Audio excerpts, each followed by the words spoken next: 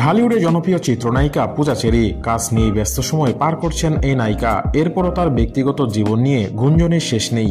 তবে হালের এ নায়িকা প্রেম ও বিয়ের প্রশ্নে জানালেন এখনই বিয়ে নিয়ে ভাবছেন না তিনি।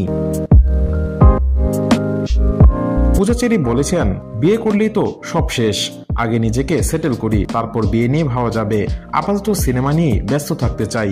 আর আমার কাছে মনে হয় আমি এখনো সেটেল না, আরো অনেক দূর পাড়ি দিতে হবে, যেতে হবে অনেক দূর। বহুদূর না গিয়ে বিয়েটা করে ফেললে মাঝপথেই আটকে গেলাম।